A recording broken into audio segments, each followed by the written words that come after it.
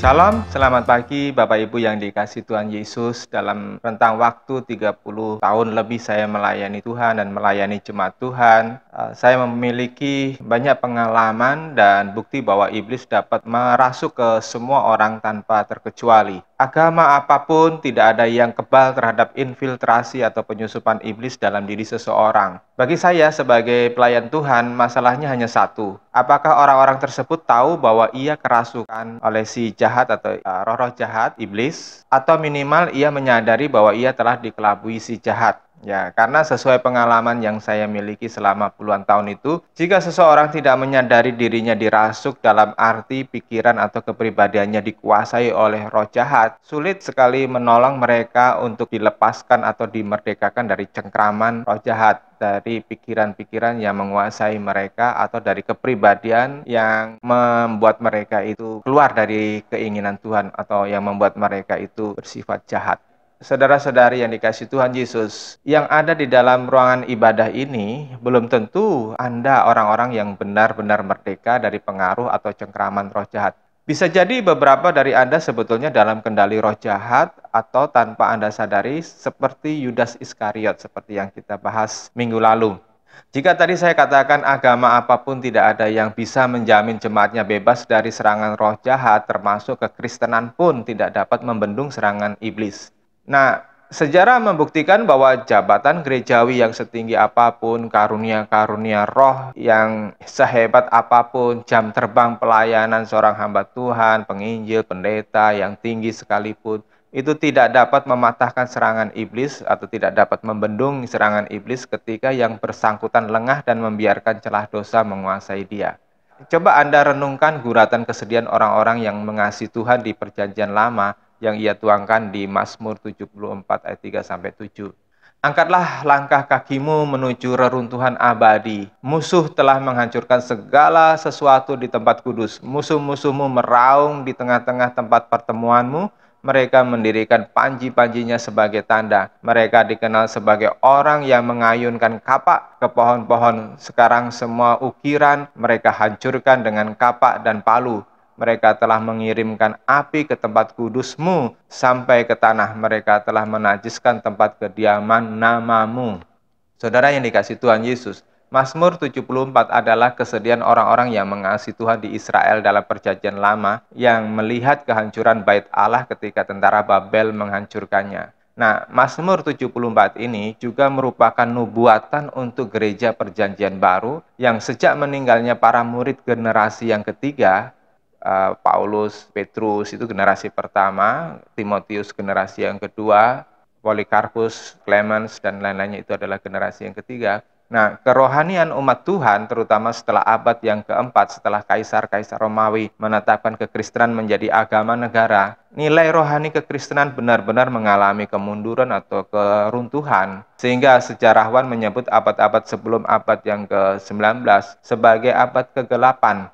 Namun kita harus menyadari benar, kemayoritasan agama Kristen di kalangan orang-orang Eropa bukan yang sesuai yang dikehendaki oleh Tuhan Yesus sendiri. Sebab kekristenan di Eropa telah meleset jauh dari ajaran Injil. Kita menyadari bahwa kekristenan di abad pertengahan begitu tercemar dengan yang pertama itu sinkritisme atau bercampurnya kekristenan dengan budaya-budaya kafir. Walau mereka memegang Alkitab, tapi karena mereka kebanyakan masih buta huruf dan apalagi pada waktu itu Alkitab itu hanya dalam bahasa Latin atau Septuaginta, maka tidak banyak orang yang mengerti ajaran Tuhan. Terus yang kedua, padahal jelas-jelas ajaran Alkitab memisahkan umat dari unsur-unsur kafir, dari kekejaman, dari keserakan, cinta akan uang. Tetapi para raja Kristen Eropa tidak sepenuhnya mengikuti ajaran firman Tuhan dan hanya menggunakan kekristenan sebagai alat untuk kepentingan politik mereka. Raja jelata yang masih buta huruf dan tidak berpendidikan itu mudah sekali dibelokkan, mudah sekali ditipu hanya untuk kepentingan mereka. Sehingga tentu mereka tidak bisa mengerjakan firman Tuhan, ya tidak mengerti kebenaran yang tertulis di dalam Alkitab.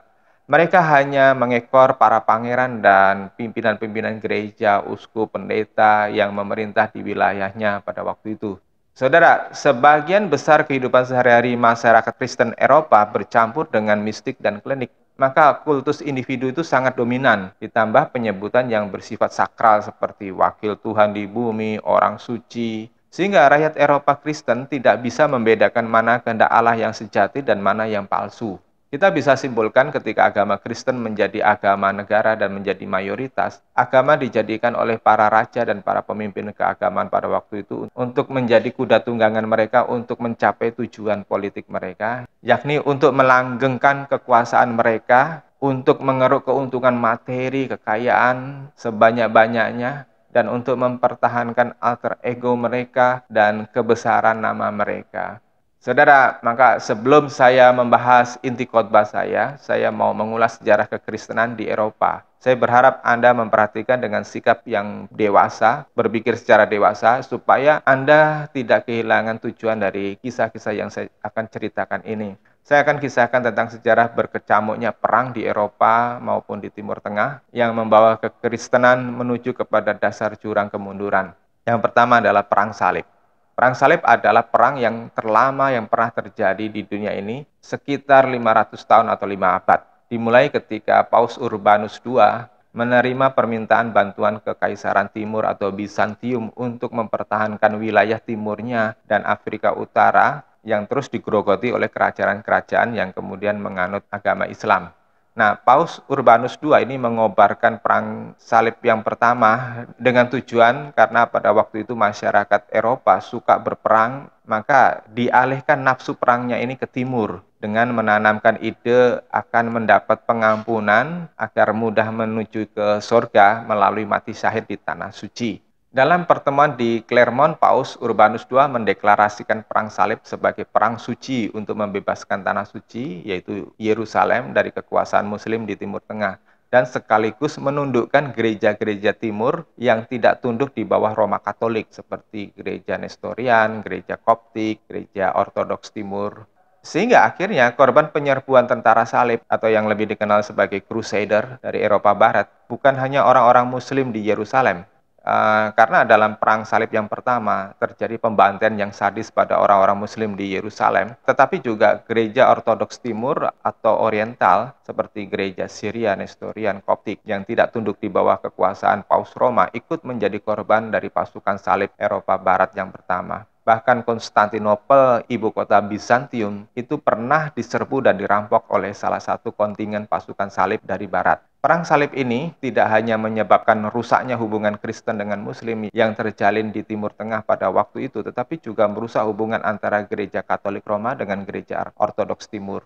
Menjelang akhir perang salib di abad ke-16 setelah Konstantinopel, ibu kota Bizantium, jatuh ke tangan Sultan Mehmed II dari kerajaan Ottoman Turki. Salah satu loyalis Katolik yang fanatik pada waktu itu adalah Vlad Dracula. Vlad Dracula itu adalah raja Rumania, awalnya tunduk kepada Ottoman dan salah satu putranya dijadikan jaminan kepada Sultan Turki Mehmed II.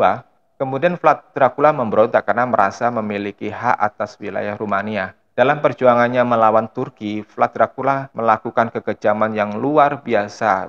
Dia menyulahkan atau menusuk hidup-hidup penduduk desa yang dijarahnya atau yang diserangnya secara kejam. Ya, dia menusuk dari bawah sampai ke atas begitu dan kemudian dipancang hidup-hidup. Nah, kisah kekejaman itu memberikan inspirasi kepada seorang novelis abad 19 yaitu Bram Stoker untuk membuat novel horor tentang vampir atau makhluk penghisap darah. Nah, tokohnya itu menggunakan pribadi Dracula yang dalam kisah novelnya itu mendapat kutukan Tuhan menjadi monster yang abadi. Kemudian ada perang lain yang disebut sebagai Perang 30 tahun yang terjadi di Eropa Tengah.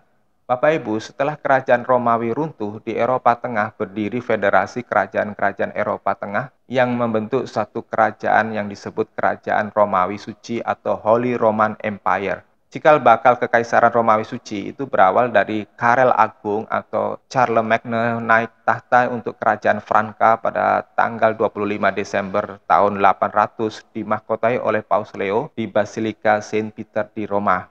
Nah, pada awal abad 17, tepatnya pada tahun 1618, setelah 2 abad reformasi Martin Luther berkembang di Eropa Barat, Ferdinand II Raja Bohemia, Hongaria, dan Kroasia, bagian dari Romawi Suci, berusaha mengembalikan kejayaan Katolik di bawah naungan Kekaisaran Romawi Suci. usaha Ferdinand II yang adalah saudara dari Kaisar Romawi Suci, yaitu Rudolf II.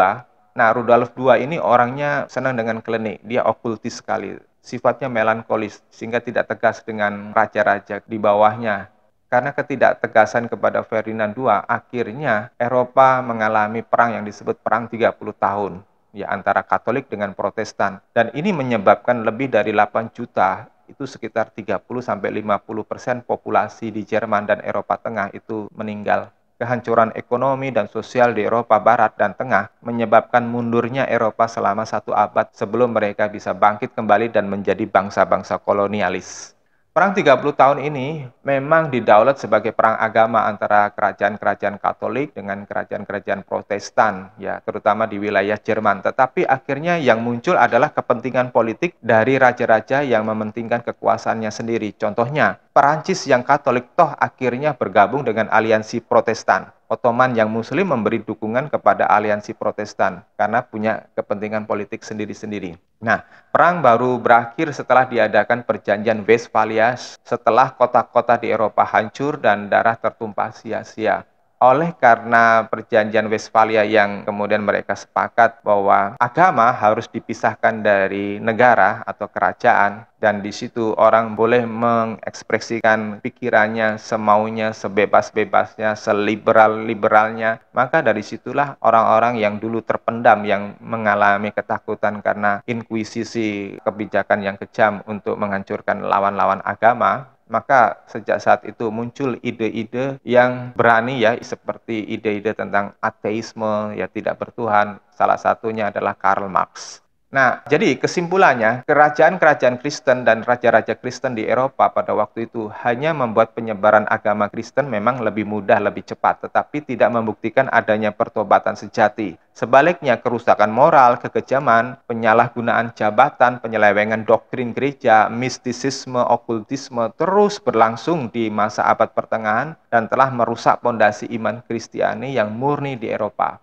Kita harus kritis, saudara. Mengapa bangsa Kristen Eropa selama abad pertengahan yang gelap dan sampai masa kolonialisme menjadi monster-monster yang kejam, seperti yang digambarkan oleh novel Bram Stoker tentang Vlad Dracula? Mereka hidup jauh dari ajaran Kristus. Makanya Mahatma Gandhi itu tidak heran mengatakan jika orang-orang Eropa itu melakukan apa yang tertulis di dalam kitab Injil, melakukan apa yang diajarkan oleh Yesus Kristus, maka India akan menjadi Kristen, tetapi mereka tidak bisa melakukan ajaran yang diajarkan oleh Tuhan Yesus. Untuk itu kita perlu memperdalam lagi khotbah minggu lalu yang kita gali dari Yohanes pasal 13 ayat 2 dan 27. Selama makan malam berlangsung, setan telah memasukkan dalam hati Yudas Iskariot, anak Simon, untuk mengkhianati Yesus. Ayat 27. Dan setelah Yudas menerima potongan roti itu, iblis merasukinya. Karena itu, Yesus berkata kepadanya, "Apa yang akan kau perbuat, lakukanlah dengan segera." Saudara, kita akan membahas dengan detail memasukkan dalam hati atau membisikkan. Ya, di dalam terjemahan AYT menggunakan kata memasukkan dalam hati, di dalam terjemahan LAITB itu menggunakan kata membisikkan, dari kata beblekotos dalam bahasa Yunani. Nah, beblekotos ini mempunyai arti to arise atau membangkitkan, to cast out, membuang, to throw down atau melempar, to pour atau menyirami, ya. Nah, kata membisikkan atau memasukkan atau beblekotos tadi itu menunjukkan usaha iblis benar-benar untuk memasukkan idenya dalam pikiran Yudas Iskariot. Iblis berusaha menyirami tabiat Yudas Iskariot supaya makin berkembang liar. Iblis berusaha membangkitkan keserakan Yudas sehingga makin ganas dan makin liar, makin tidak terkendali. Saudara, saya sering membagikan bahwa pikiran kita ini seperti pesawat radio atau televisi yang bisa menerima sinyal atau frekuensi dari berbagai sumber. Nah, jiwa kita itu terdiri dari pikiran, perasaan, kehendak, emosi, nafsu kita, itu dapat bermain aktif ketika mendapat masukan dari sumber-sumber di luar kita. Sumber-sumber yang masuk di dalam pikiran kita, dalam jiwa kita ada dua, yaitu Roh Kudus dan roh jahat atau iblis dan seluruh organisasinya. Saudara, ada perbedaan nyata antara bisikan iblis dengan bisikan Roh Kudus. Kalau Roh Kudus itu tidak pernah memaksa seseorang. Roh Kudus sangat menghargai kehendak bebas. Manusia mau mengambil keputusan yang seperti apa, itu terserah, ya. Dan Roh Kudus menginginkan keputusan yang kita ambil itu dalam kondisi yang waras atau normal. Sedangkan iblis itu tidak pernah menghormati aturan kehendak bebas. Ia akan berusaha memaksakan pikirannya masuk di dalam pikiran kita. Nah, saudara, memang setiap orang seperti Yudas Iskariot itu tidak ujuk-ujuk menjadi jahat, tidak ujuk-ujuk menjadi rusak, ya. Itu melalui suatu proses, melalui suatu tahapan-tahapan yang memang akhirnya adalah keputusan kita. Tetapi iblis menawan hati kita, iblis mengiming-imingi hati kita supaya lebih tertarik kepada pikirannya daripada pikiran Allah. Kemudian iblis dapat mengambil kesadaran normal manusia dan menjadikan manusia di bawah kontrolnya seperti robot, melakukan dosa apapun tanpa rasa bersalah.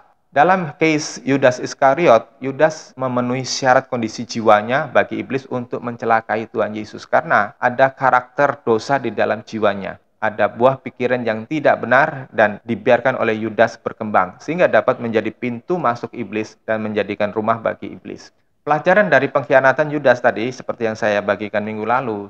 Yang pertama, Yudas tidak pernah membereskan dirinya dari cinta akan dunia, yaitu cinta akan uang. Saudara dan saya, jika tidak membereskan kita dari cinta akan dunia, kita akan masuk di dalam jebakan yang sama dan memiliki nasib yang sama seperti Yudas. Terus yang kedua, Yudas tidak sungguh-sungguh menyerahkan hidupnya buat Tuhan. Sekalipun dia 3,5 tahun bersama dengan guru agungnya, ya belajar langsung dari mulut Tuhan Yesus dan melihat berbagai mujizat, ya, tetapi dia tidak pernah menyerahkan sungguh-sungguh hidupnya untuk kepentingan Tuhan. Dia hanya memikirkan kepentingannya sendiri. Sehingga yang ketiga, ia hanya mau memanfaatkan Tuhan buat kepuasan egonya sendiri, yaitu cinta akan uang.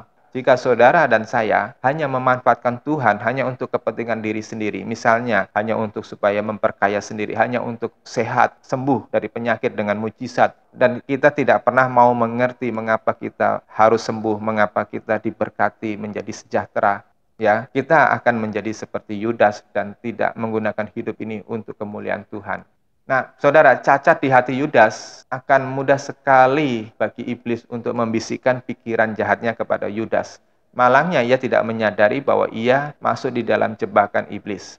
Ketika ide iblis diterima dengan bulat di hati Yudas, maka proses selanjutnya bagi iblis adalah membuat hati Yudas semakin keras dan semakin mengikuti naluri dosanya. Di dalam 2 Korintus pasal 3 ayat 13-14. Namun pikiran mereka telah dikeraskan sampai hari ini dalam pembacaan perjanjian yang lama. Selubung yang sama tetap tidak diangkat karena hanya di dalam Kristus selubung itu dapat diangkat. Bahkan sampai hari ini ketika kitab Musa dibaca, sebuah selubung menutupi hati mereka. Bahkan di dalam pasal 4 ayat 3 dan 4 dikatakan, bahkan jika Injil kami masih tertutup juga, Injil itu tertutup untuk mereka yang akan binasa, yang diantaranya ilah dunia ini telah membutakan pikiran mereka yang tidak percaya sehingga mereka tidak dapat melihat terang kemuliaan Injil Kristus yang adalah gambaran Allah. Nah, di dalam 2 Korintus pasal 3 ayat 14-15 dan pasal 4 ayat 3-4 menjelaskan mengapa ada orang-orang yang sulit diajari kebenaran tetapi selalu semaunya sendiri. 3 frase yang saya perhatikan ketika mempelajari kejiwaan orang-orang yang pernah saya layani selama 30 tahun ini, yakni yang pertama di pasal 3 ayat 13 dikatakan pikiran mereka telah dikeraskan, terus yang kedua di ayat yang ke-14 dari pasal 3, sebuah selubung menutupi hati mereka, dan yang paling utama adalah pasal 4 ayat 4. Ilah dunia ini telah membutakan pikiran mereka yang tidak percaya sehingga mereka tidak dapat melihat terang kemuliaan Injil Kristus. Nah, di sini kita bisa melihat mengapa ada orang-orang yang tidak pernah dewasa rohani walaupun sudah lama menjadi Kristen dan selalu jatuh di dalam dosa lagi, bahkan berkali-kali. Di sini kita bisa mengerti mengapa orang tidak tertarik kepada firman Tuhan, tidak tertarik kepada pekerjaan Tuhan, ya mereka hanya tertariknya pada bisnisnya sendiri, pada kehidupan pribadinya sendiri, pada zona nyamannya sendiri. Mereka tidak tertarik kepada perubahan, transformasi dalam diri mereka. Mereka tidak peduli dengan kebangunan rohani yang diinginkan oleh Tuhan, ya untuk diri sendiri maupun untuk masyarakatnya. Sebaliknya, seperti di dalam pasal 3 ayat 13, pikiran mereka telah dikeraskan. Saudara, semakin lama orang itu membiarkan karakter dosa, naluri dosa itu menguasai pikirannya, maka pikirannya akan menjadi makin keras, makin kebal, makin tebal terhadap suara Roh Kudus, makin tidak peka terhadap suara Roh Kudus. Akhirnya apa? Mereka akan menolak kebenaran, mereka akan menolak kekudusan yang diajarkan oleh Tuhan. Terus kemudian kita bisa mengerti kenapa hati mereka itu seperti tertutup kepada Injil. tertutup kepada kebenaran, tertutup kepada ajakan untuk hidup kudus, hidup melayani Tuhan. Kenapa? Karena ada satu selubung, ada satu penutup yang menutupi hati mereka. Ada yang membutakan pikiran mereka, membutakan mata rohani mereka, sehingga mereka tidak bisa melihat harta. Saudara yang dikasihi Tuhan Yesus, khotbah yang saya bagikan ini sebetulnya adalah harta terpendam. Tetapi tidak banyak orang yang tertarik. Ada orang melihatnya, mendengarnya, itu hanya sepintas selalu. Masuk kanan, keluar kiri, masuk kiri, keluar kanan, dan seterusnya. Mereka tidak pernah menaruh khotbah atau firman Tuhan yang saya bagikan ini di dalam hati mereka. Ini kenapa? Karena ilah-ilah dunia ini telah membutakan pikiran mereka, sehingga mereka lebih tertarik kepada hal-hal yang lainnya. Nah, di dalam Kejadian pasal 6, Roh Kudus itu meninggalkan manusia, karena kejahatan hati manusia makin lama makin tidak terkendali dan makin najis hidupnya. Tetapi kecerdasan jiwa tetap dimiliki manusia. Tuhan tetap meninggalkan kecerdasan pada kita, sehingga pada dasarnya manusia masih mempunyai naluri moral. Tetapi ketika Roh Kudus sudah meninggalkan hati manusia, iblis itu dapat leluasa keluar masuk mengendalikan pikiran kita. Roh jahat dapat membuat kesadaran moral kita menjadi tidak berfungsi dengan baik. Nah, tempat mengolah kehendak dan keputusan kita yang seperti saya gambarkan kemarin itu ada di dalam otak bagian depan kita atau PFC atau prefrontal cortex. Ya, seperti ini gambarnya. Sedangkan untuk mengendalikan emosi, perasaan, termasuk rasa takut, cinta, khawatir, dan lain-lain itu ada di dalam sistem limbik di bagian tengah kotak kita. Seperti ini gambarnya. Nah, saudara, sekarang kita akan belajar apa itu kerasukan. Kerasukan dalam bahasa Yunani-nya yaitu eilthen, itu artinya dimasuki. Nah, orang yang mengalami kerasukan atau dimasuki oleh roh jahat, itu dari berbagai pintu masuk. Ya, yang pertama itu mendapat pengajaran yang keliru atau yang sesat. Misalnya pengaruh teman yang merusak, ya karena bergaul dengan teman-teman yang salah, orang-orang yang salah, akhirnya kehidupannya menjadi rusak dan salah arah. Atau dari orang tua yang tidak mendidik di dalam kebenaran tetapi menanamkan nilai-nilai yang tidak kudus, nilai-nilai yang hanya bersifat daging, nilai-nilai yang bersifat dunia. Dan juga guru atau tokoh agama yang mengajarkan pengajaran yang sesat atau yang palsu. Ya, dan yang kedua, ketika dia dengan rela hati melakukan perbuatan dosa melawan hukum Allah, yakni perbuatan daging. Seperti misalnya, dia memiliki kesempatan untuk berzina, lantas dia melakukan perzinahan. Dia mempunyai kesempatan untuk melakukan pencurian atau kekejaman atau perbuatan amoral lainnya, dia lakukan itu. Terus yang kedua adalah terlibat dengan dunia okultisme, dengan dunia sihir, dengan dunia ilmu-ilmu kegelapan. Dan kehidupan yang tidak peduli kepada Tuhan, yang hanya berpusatkan kepada pemuasan diri sendiri. Nah, dan yang ketiga yang saya pelajari adalah mereka orang-orang yang mengalami masa lalu yang buruk atau trauma. Dan mereka tidak terdidik untuk mengalami pemulihan diri. Trauma atau masa lalu yang tersimpan di dalam sistem limbik kita, kalau tidak dibereskan ya oleh Tuhan, ya tidak dibereskan atau diubah atau ditransformasi oleh firman Tuhan, maka ia akan dipakai oleh iblis untuk mengikat orang tersebut dan membangun karakter dan kebiasaan yang buruk. Ciri-ciri orang yang pada kondisi dikuasai oleh roh jahat yang antara lain adalah tidak lagi mempunyai rasa takut akan Allah. Terus kesadarannya akan dosa itu sudah hilang. Dia akan berjalan berkelakuan apapun yang ia maui tanpa pertimbangan moral Alkitab. Nah, biasanya moral dan karakternya rusak berat. Lalu pikirannya tidak dapat mengenali pertimbangan yang benar dan yang kudus. Mereka tidak dapat lagi mengukur mana yang najis, mana yang kudus. Misalnya, mereka tidak peduli apakah mereka sudah menikah atau belum, mereka melakukan hubungan seks yang liar, perselingkuhan. Mereka tidak bisa mengukur ini tontonan yang layak atau tontonan yang tidak layak. Mereka tidak bisa mengukur bahwa uang yang harusnya dipakai untuk memuliakan Tuhan, tapi dipakai untuk perjudian atau hanya untuk hura-hura, pesta pora, ya. Orang-orang seperti ini biasanya pandai bermuka dua atau munafik karena mereka akan menutupi kesalahan atau aib mereka, dosa mereka dengan dusta. Mereka tidak dapat membedakan mana orang yang mengajarkan salah dengan orang yang membawakan pesan Tuhan yang sejati. Israel Perjanjian Lama memberikan banyak contoh tentang banyaknya orang-orang yang mendengarkan nabi-nabi yang salah atau nabi-nabi yang keliru. Seperti Raja Sedekia lebih mendengarkan nabi Hananya, nabi palsu, ya, atau Raja Ahab lebih mendengarkan 400 nabi palsunya. Di zaman sekarang ini, kebanyakan orang Kristen hanya mau mendengarkan khotbah-khotbah yang menyenangkan telinga mereka sendiri daripada khotbah-khotbah yang keras yang membentuk kepribadian mereka sesuai dengan firman Tuhan. yang menuntut kehidupan kudus, menuntut untuk supaya menanggapi panggilan Allah. Dan orang-orang Kristen kebanyakan sekarang ini hanya suka pada khotbah-khotbah yang menghibur, yang lucu, yang memiliki janji-janji berkat, mujizat, ya. Atau karena hanya masalah suka dan tidak suka dengan pribadi seorang pengkhotbah atau soal pro dan kontra, soal beda denominasi atau organisasi gereja, maka banyak orang itu mengabaikan khotbah yang benar-benar mendidik mereka untuk berjalan kepada Allah. Dan mereka gagal melihat apakah pesan itu dari Allah atau tidak. Orang-orang dalam kondisi terasuki punya ciri khas yang kuat, yaitu tidak suka belajar firman Tuhan yang murni. Sistem limbiknya menjadi kacau, ya, sehingga emosinya mudah tidak terkendali, tidak terprediksi, mudah berpikiran negatif, misalnya mudah curigaan, mudah tersinggungan. Karakternya menjadi buruk, selalu jadi batu sandungan bagi orang lain, dan ada addiction atau kecanduan pada sesuatu yang buruk, misalnya narkoba, rokok, alkohol, tanpa mereka bisa mengendalikan. Atau bahkan ada kecanduan kepada kemewahan, kepada kehidupan dugem, perjudian, atau kecanduan kepada seks yang dikenal dengan istilah nymphomaniac. Dan orang-orang ini suka berselingkuh, orang-orang ini suka tidak setia kepada pasangan resminya. Orang-orang yang dirasukin itu tidak bisa mengukur mana kehendak Allah dan mana kehendak daging. Nah, berbicara tentang kehendak Allah, ini tentu tidak hanya sekedar hanya berbuat baik atau menghindari perbuatan yang jahat.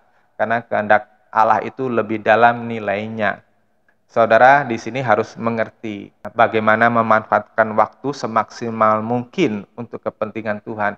Bagaimana memanfaatkan keuangan Anda, bukan hanya sekedar hanya buat memuaskan diri sendiri. Bagaimana Anda menanggapi panggilan melayani Tuhan. Nah, di Korintus pasal 4 ayat 4 tadi jelas ada blocking spirit yang membuat kita tidak bijaksana memanfaatkan atau mengelola segala sumber daya yang diberikan oleh Tuhan. Roh jahat menutupi hikmat manusia sehingga tidak lagi dapat berpikir normal dan tidak mampu mendengarkan suara Roh Kudus. Sehingga mereka itu biasanya sulit memahami khotbah atau artikel-artikel rohani yang sehat dan yang asli dari Tuhan. Padahal firman Tuhan di dalam 2 Timotius pasal 3 ayat 16 itu mengatakan bahwa segala tulisan yang diilhami oleh Roh Kudus atau dinafasi oleh Roh Kudus, Roh Allah, itu bermanfaat untuk mendidik manusia, untuk mengubah manusia. Nah, orang-orang yang dirasuki itu tidak punya rasa tertarik kepada perkara-perkara yang kudus, tidak tertarik kepada mencari kehendak Bapa. Maka, jika Anda menyadari ada salah satu dari ciri-ciri yang tadi saya sebutkan, saya nasihatkan supaya Anda rendah hati, cepatlah rendah hati, ya, ubahlah hatimu dan bertobatlah dan mintalah untuk dilepaskan dari ikatan tersebut. Kenapa nasib kita, umur kita tidak ada yang tahu. Bisa jadi besok saudara sudah tidak bisa bernafas lagi, sudah menutup mata yang terakhir. Atau minimal sebelum Anda mengalami seperti di 2 Timotius pasal 3 ayat 8 dan 9. Sama seperti Yanes dan Yambres yang melawan Musa, demikian juga orang-orang ini yang melawan kebenaran, pikiran mereka telah rusak dan iman mereka tidak tahan uji. Akan tetapi mereka tidak bisa lebih jauh lagi karena kebodohan mereka akan nyata bagi setiap orang, sama seperti kedua orang itu. Ayat 8 tadi dikatakan pikiran mereka telah rusak. Kata rusak berasal dari kata katep tarmenoi, artinya sudah dirusak. Tentu ini bukan sekedar rusak karena bahan kimia atau karena serangan penyakit bakteri atau virus, tetapi ini karena diracuni oleh konsep-konsep dunia. Maka Tuhan Yesus mengingatkan kepada kita supaya hati-hati dengan ragi orang Farisi dan Saduki. Ragi berbicara tentang ajaran atau nasihat. Saudara, ketika seseorang itu dikendalikan oleh roh jahat, ketika seseorang itu dipengaruhi oleh roh jahat, apapun yang dia katakan itu mentransfer pikiran-pikiran roh jahat. Mungkin orang tersebut tidak sadar bahwa dirinya itu dikendalikan oleh roh jahat, tetapi kita bisa lihat dari buah-buahnya, dari kehidupannya. Ada ajaran dan nasihat sepertinya baik, agamawi, moralis, atau contoh dari suatu kebiasaan, sifat, dan buah pikiran dari orang lain, tetapi sebetulnya itu adalah racun bagi jiwa Anda. Ya. Penjabaran kalimat saya ini luas sekali karena menyangkut budaya, kebiasaan, ya kebiasaan seseorang maupun keluarga masing-masing. Tentu tidak cukup waktu untuk dibahas di khotbah ini. Nah, di ayat 9 ada frase, mereka tidak bisa lebih jauh lagi karena kebodohan mereka. Kata kebodohan atau bodoh berasal dari kata anoia, artinya bodoh atau goblok lah kasarnya gitu. Kebodohan ini tentu bukan karena keterbelakangan mental seperti anak-anak yang cacat pikiran atau idiot ya, tetapi ini pekerjaan jahat yang membuat orang tersebut tidak bisa berpikir seperti yang diingini oleh Tuhan. Karena iblis berhasil menanamkan cinta akan dunia melebihi cinta kepada Tuhan Allah. Frase berikutnya adalah tidak bisa lebih jauh lagi karena kebodohan mereka. Artinya mereka tidak dapat dimanfaatkan lagi oleh Tuhan untuk hal-hal yang mulia. Akibatnya banyak orang Kristen tidak akan dapat dipakai oleh Tuhan karena mereka tidak dapat dikembangkan lagi dan mereka itu masuk di dalam kotak akhir yang akan dibuang ke pembuangan yang kekal yaitu neraka. Saudara, nah sekarang saya mau menekankan kepada saudara dan sekarang saya mau mengajarkan kepada saudara bagaimana membentengin diri dari pengaruh jahat, dari infiltrasi jahat, yaitu dengan memberi makan jiwa kita dengan firman Tuhan secara benar. Pengalaman saya membuktikan bahwa orang-orang yang rendah hati, orang-orang yang melembutkan hati, orang-orang yang mau diubahkan, dipulihkan jiwanya, itu akan bisa lolos dari cengkeraman iblis dan akan mengalami kemerdekaan yang besar. Di dalam Yohanes pasal yang ke-8 ayat 31-32, kemudian Yesus berkata kepada orang-orang Yahudi yang percaya kepadanya, "Jika kamu tetap dalam firman-Ku, kamu benar-benar murid-Ku, dan kamu akan mengetahui kebenaran, dan kebenaran itu akan membebaskan kamu, akan memerdekakan kamu." Ya, saudara yang dikasih Tuhan Yesus, jika kita mau setia kepada firman Tuhan, mau hidup di dalam firman Tuhan, saudara mau merenungkan firman Tuhan sungguh-sungguh, saudara mau meresapkan firman Tuhan dalam hati saudara, dan menanamkan kuat di dalam pikiran saudara, itu saudara itu seperti yang dikatakan di dalam Matius pasal 7 ayat 24-25. Karena itu semua orang yang mendengarkan perkataan-perkataanku ini dan melakukannya akan menjadi seperti orang bijaksana yang membangun rumahnya di atas batu. Lalu turunlah hujan dan datanglah banjir dan angin bertiup menerpa rumah itu. Dan rumah itu tidak roboh karena didirikan di atas batu. Saudara, engkau mendengarkan firman Tuhan sungguh-sungguh, antara lain melalui khotbah, melalui tulisan-tulisan rohani yang diilhami oleh Tuhan, yang benar-benar berasal dari kebenaran firman Tuhan, Alkitab ya. Saudara, itu sama dengan menanamkan pondasi rumah saudara, hati saudara di atas batu karang yang teguh, sehingga goncangan apapun dalam hidup saudara itu tidak akan mempengaruhi jiwa saudara akan menjadi orang-orang yang teruji. Sama seperti para rasul mula-mula maupun murid-murid mereka. Saudara, jangan pikirkan bahwa mereka hidupnya nyaman, kaya, makmur, sejahtera. Tidak. Mereka 99,9% murid-murid pada abad yang pertama mengakhiri hidupnya dengan kondisi yang miskin dan mati dengan cara yang mengerikan. Ya, tetapi mereka bisa bertahan. Kenapa? Karena mereka menanamkan firman Tuhan di dalam hati mereka. Selanjutnya di dalam Matius pasal 4 ayat 4. Namun ia menjawab dan berkata, ada tertulis, bukan oleh roti saja manusia hidup, tetapi oleh setiap firman yang keluar melalui mulut Allah. Nah, ini banyak orang berpikir bahwa yang bisa membahagiakan mereka, yang membuat mereka bisa nyaman hidup ini adalah harta, kekayaan, jabatan, dan ketenaran, popularitas, dan semua yang hanya bersifat duniawi, keinginan mata, keangkuhan hidup, dan kesenangan daging. Tapi Yesus menegaskan, bukan oleh roti saja manusia hidup, tetapi oleh firman yang keluar dari mulut Allah.